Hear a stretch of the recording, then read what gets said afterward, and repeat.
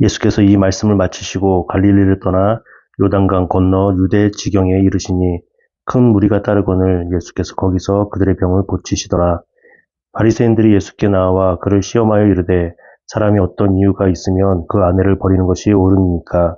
예수께서 대답하여 이르시되 사람을 지으신 이가 본래 그들을 남자와 여자로 지으시고 말씀하시기를 그러므로 사람이 그 부모를 떠나서 아내에게 합하여 그 둘이 한 몸이 될지니라 하신 것을 읽지 못하였느냐.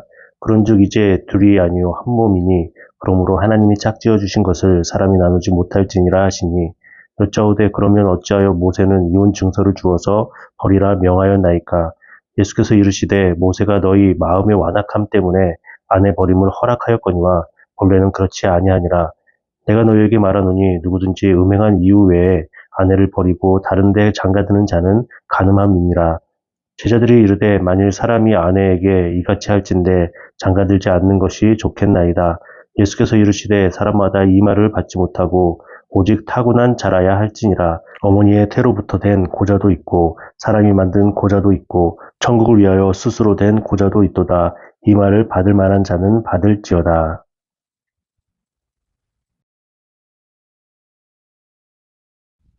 할렐루야. 3월 10일 마태복음 19장 1절부터 12절입니다. 예수님께서 이 말씀을 마치시고 갈릴리를 떠나서 어디로 갔다고 했습니까?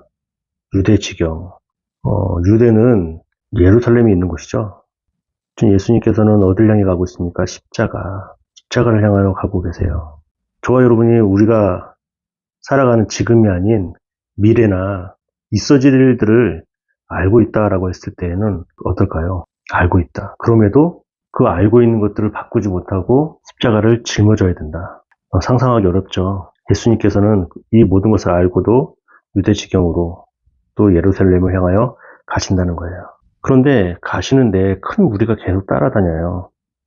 예수님께서는 거기서도 그들의 병을 고치십니다. 마태복음 16장 14절에 제자들에게 묻는 장면들이 나오죠. 저 따라오는 무리들은 나를 뭐라고 하느냐? 그랬더니 더러는 세례 요한, 더러는 엘리야, 어떤 이는 예레미야나 선지자 중에 하나이다. 예수님에 대해서 제대로 알지 못하는 그 무리들이에요. 아무리 병을 고쳐줘도요, 계속 자기의 필요에 따라서 예수님을 찾는 자들이죠. 예수님께서 만날 때마다 병을 고쳐주시고 귀신 들린 자들을 쫓아내시고 그들을 치유하는 사역들을 하신다고 해도요, 끝이 있겠어요. 그럼에도 불구하고 예수님께서는 그들의 병을 고쳐주셨다는 거예요. 우리가 신앙의 생활을 하면서도요, 늘 따라오는 것들이 있어요. 그것이 죄의 영역일 수도 있고요. 아니면 관계적인 것일 수도 있고 여러 가지가 따라올 수 있어요. 계속적으로. 그 예수님께서는 십자가를 향하여서 계속 가시는데 멈추지 않고 그 자비와 긍휼을 베푸신단 말이에요. 우리가 그 사실들을 깨닫고 우리를 계속 따라오는 많은 그 어려움들이나 우리를 멈추게 하는 그 요소들이 있더라도요.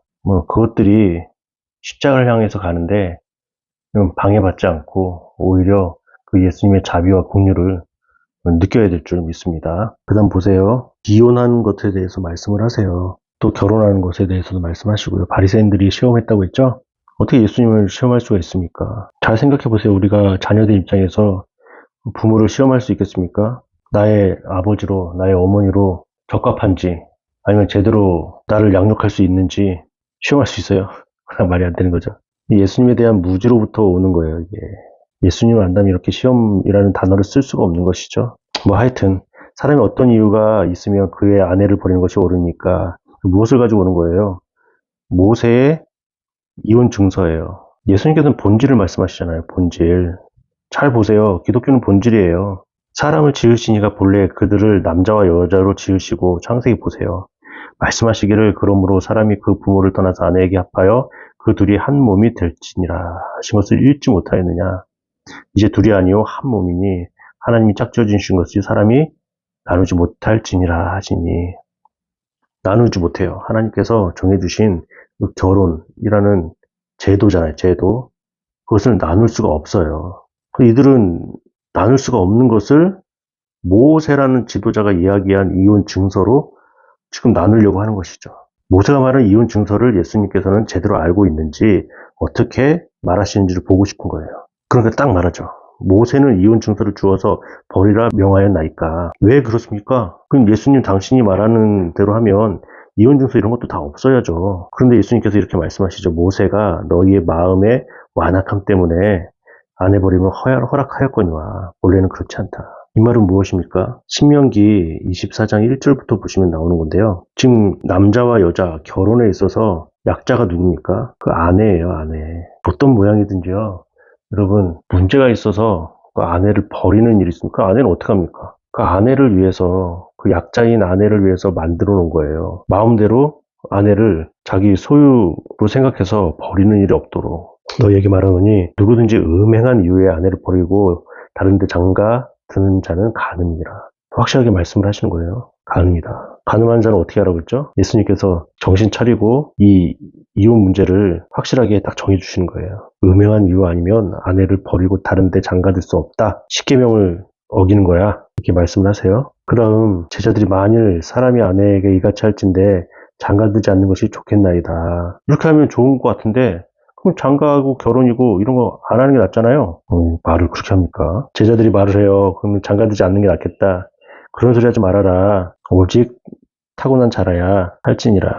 이 말을 받을 만한 자들이 따로 있는 거죠. 이건 뭐 그렇고요. 오늘 말씀을 통해서 우리가 예수님께서 말씀하시는 그 본질로 다가가야 돼요. 본질. 하나 된 것을 나누지 못하는 거예요. 결혼이란 제도 안에서 우리가 잘 생활해야 되죠.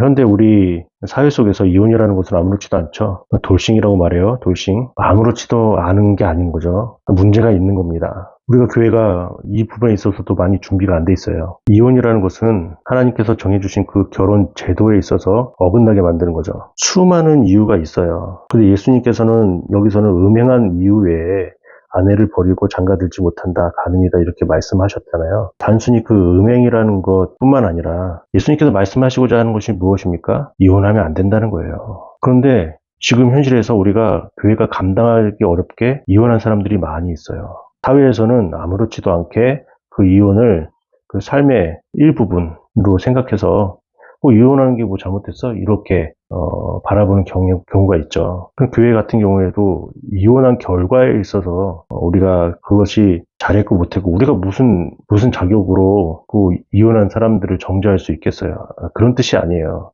정죄하라는 것이 아니라 이혼이라는 것 자체는 하나님께서 짝지어 주신 그것을 정말 지키려고 노력을 했는가? 아니면 내 인간적인 마음으로 하나 되게 하신 것을 내 스스로가 지키지 못한 것은 아닌가? 그 부분 우리가 더 생각해야 되고 벌어진 그 이혼이라는 것이 나타나진 그 결과로 우리 스스로가 정죄하지 말아야 된다. 지금 이슈가 되는 것이 무엇입니까? 돌싱.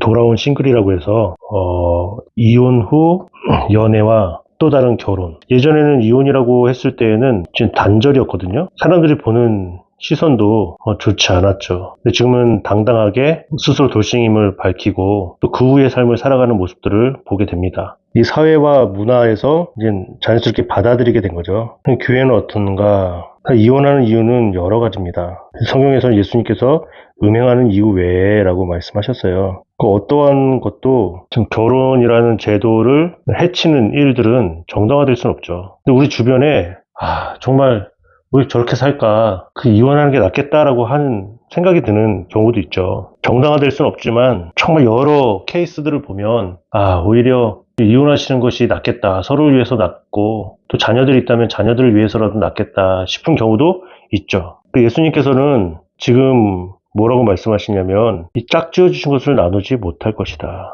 얼마나 그 결혼 제도 안에서 가정을 이루어 가는데 최선을 다했는가 이 부분을 보시겠죠. 본질적인 거예요. 이혼이라는 것을 해서 끝나는 부분이 아니라 그것을 지킴을 통해서 주시는 그 하나님의 은혜가 있을 것인데 우리는 사회 현상 속에서 이것을 쉽게 판단한다는 거죠. 판단. 말씀드리고자 하는 것은 이 교회 안에서의 이런 이혼의 문제들을 단순히 사회 현상으로만 받아들일 것인가 아니면 그 말씀 안에서 이 과정들을 어떻게 다뤄야 될 것인가의 부분이에요. 그것이 맞고 틀리고의 문제가 아니라 은혜로 하나님의 은혜와 사랑의 관점, 긍휼과 자비의 관점으로 우리가 보아야 된다는 것이죠.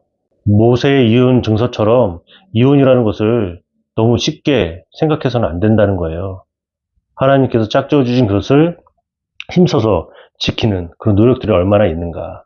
그렇다고 해서 우리가 이혼한 분들을 정죄할 수 있는 권한은 없는 것이죠. 제일 중요한 것은 하나님께서 짝주어 주신 것을 나누지 못한다라는 말씀의 기초 가운데에 가정을 하나님의 은혜로 잘 섬기고 이루어가는 것이 가장 중요하다라는 사실이에요.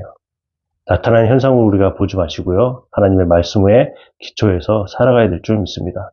그렇게 잘 살아가시고 또 오늘 하루도 믿음 안에서 승리하시는 저와 여러분 되시길 주님의 이름으로 부탁드리고 축복합니다. 구독, 좋아요.